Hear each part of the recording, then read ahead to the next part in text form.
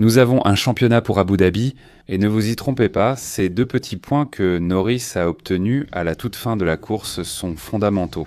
Nous allons en parler maintenant. Bonjour amis de Resaca Motor, bienvenue dans une nouvelle vidéo. Je suis Mateusz Pucci pour parler de ce Grand Prix du Qatar. Nous avons aussi des promotions de Black Friday en cours chez Paddock BR avec jusqu'à 40% de réduction code promo Resaca Motor pour la livraison gratuite. Des t-shirts similaires existent pour toutes les équipes et pilotes. La Black Friday est aussi en cours chez Evo Design, dépêchez-vous, c'est seulement jusqu'à aujourd'hui, vous avez le code promo Resaca chez Evo Design. La Black Friday est aussi en cours chez Instant Gaming, alors ne ratez pas, il y a beaucoup de jeux et de cartes cadeaux en promotion. Vous avez aussi Amorim Global et une assistance juridique internationale, tout est en bas dans la description.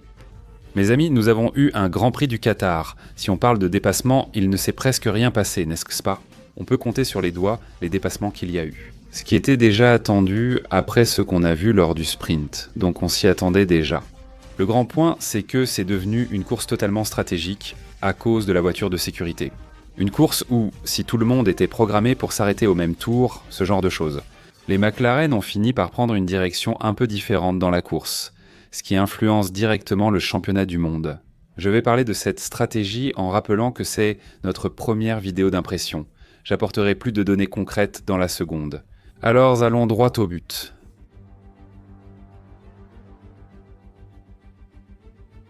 Je vais d'abord parler de la voiture de sécurité.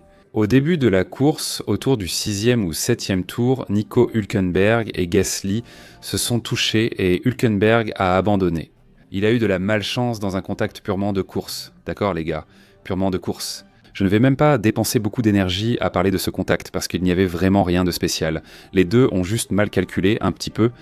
Les voitures sont énormes, un virage à droite, ça arrive. La direction de course en a été parfaite. En ne punissant personne, c'est un incident de course, la vie continue et tout va bien. Mais ce safety car qui a été déclenché à partir de ce moment-là a directement influencé le résultat final de la course. Parce que nous avions une course qui allait du côté de McLaren. Avec Piastro, Verstappen a mieux démarré que Lando, Norris a réussi à profiter du côté propre de la piste. Comme je l'ai dit hier dans la vidéo, n'est-ce pas ? Tu dois te souvenir, hier j'ai dit ça. Norris va partir du côté sale, pris en sandwich, qu'est-ce qu'il va faire ? Verstappen part du côté propre et conquiert la 2e position. La course se déroulait calmement pour Piastro, performant au Qatar, et il s'acheminait vers un nouveau week-end victorieux là-bas.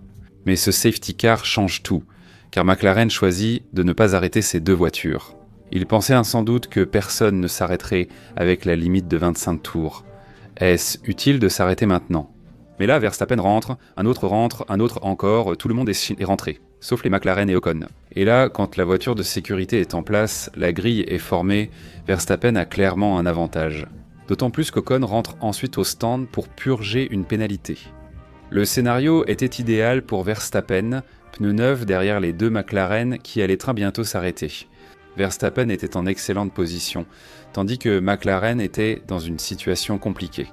Donc la stratégie de McLaren à ce moment-là est très discutable. Parce que soit tu faisais rentrer les 2 voitures, comme tout le monde l'a fait, soit au moins l'une des 2, tu divisais la stratégie. Mais McLaren a choisi de garder les 2 voitures en piste. Ce moment de voiture de sécurité est crucial pour la suite de la course. McLaren avait une voiture plus rapide, mais elle a offert la victoire en prenant cette décision. Ce qui s'est avéré être une erreur. Bien sûr, il est très facile de juger après coup. Mais en réfléchissant à la course, au fil de l'épreuve, on pouvait déjà le voir. On voyait que ça allait mal finir plus tard, qu'il y aurait un problème plus loin. C'était la logique du raisonnement, à moins d'une voiture de sécurité ou d'un drapeau rouge, ce qui n'est pas arrivé.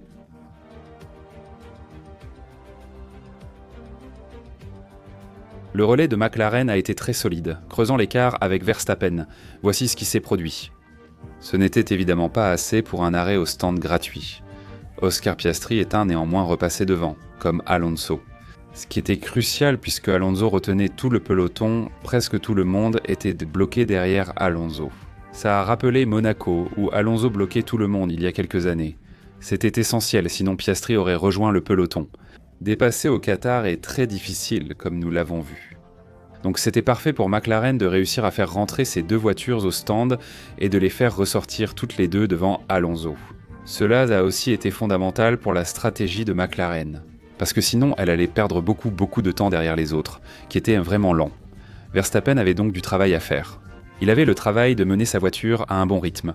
Prochain arrêt au stand prévu au 32e tour, les McLaren attendront le 49e tour. C'est le maximum, non? Comme l'a dit l'ingénieur de Piastri.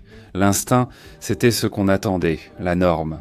Les McLaren voulaient tant dépasser Verstappen, mais elles étaient coincées derrière Antonelli et Sainz. Et ce n'était pas facile de dépasser ces deux voitures, parce que Piastri revient à 18 secondes derrière Verstappen. Quand Verstappen s'arrête au stand, l'écart n'est pas de 16 ou 15 secondes, il reste faible. Piastri n'a pas réussi à gagner beaucoup de temps, grâce à Sainz et Antonelli, qui sont restés là à retenir les deux. Ce moment a aussi été crucial, ce qui a fait que Verstappen s'est arrêté au 25e tour avec les pneus, selon ce qu'a dit Pirelli. N'est-ce pas? Pour des raisons de sécurité. Et il avait encore un bon avantage, Verstappen a creusé un bon écart à cause de cela.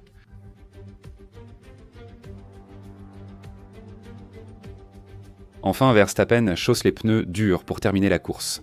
Les McLaren devaient en creuser un grand écart sur Verstappen, mais elles n'ont pas non plus réussi à faire quelque chose d'extraordinaire, car elles étaient déjà avec des pneus médiums usés. Verstappen arrive en pneus dur neuf. Piastri s'arrête même avant Lando Norris, il anticipe son arrêt.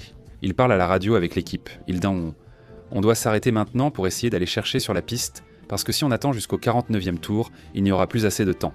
Et donc l'équipe anticipe cet arrêt de quelques tours pour essayer d'aller chercher sur la piste, essayer de faire cet overcut. Lando Norris reste quoi? 2 tours de plus en piste et ces 2 tours sont aussi cruciaux. Parce que Lando Norris finit par perdre de la place, Piastri revient devant Sainz et Antonelli, sauf que Lando Norris revient derrière. Il perd ce timing pour réussir à dépasser les deux grâce à la stratégie. Il devra tout recommencer face à ces deux voitures. Et c'est ici que nous avons le point clé de la course dont j'ai parlé au début de la vidéo, ce dernier instinct. Il est fondamental. Fondamental parce que Piastri, il avait du rythme, évidemment. Surtout parce qu'il avait des pneus plus neufs. Pour pouvoir rattraper Verstappen, mais pas assez. Il devait reprendre plus d'1 seconde par tour, mais ne gagnait que quelques dixièmes à Verstappen et n'a jamais réussi à reprendre 1 seconde. Et Lando Norris est resté derrière Antonelli. Au moment où Norris était 5e et Verstappen gagnait la course, Verstappen se dirigeait vers Abu Dhabi avec la possibilité que même Norris termine 3e, mais malgré cela, Verstappen serait quand même champion. Regarde la situation du championnat, il y aurait 10 points d'écart et Verstappen aurait l'avantage grâce à plus de victoires. Le dépassement de Lando Norris sur Antonelli, avec ses 2 petits points, redonne à Norris la possibilité de finir 3e et d'être quand même champion. Pour Lando Norris, ce dépassement a été une véritable bouée de sauvetage. Il n'est pas absurde d'imaginer Verstappen 1er, Piastri 2e et Norris 3e à Abu Dhabi. Ce n'est pas absurde de penser ça. Mais avec le dépassement, la 3e place redevient la sécurité de Lando Norris. Et il est peu probable que quelqu'un se batte contre Verstappen et contre les McLaren là-bas à Abu Dhabi.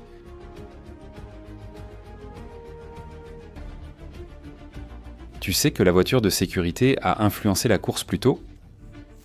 Simplement pour une fin de championnat où Verstappen arrive encore en lice.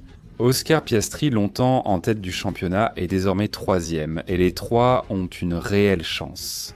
Même si maintenant Verstappen et Norris sont les 2 favoris, la voiture de sécurité de Gasly-Hülkenberg a tout simplement influencé non seulement la course, mais aussi le championnat. Maintenant, je ne sais pas pour vous, mais nous sommes sur le point d'assister à un affrontement vraiment sympa à Abu Dhabi.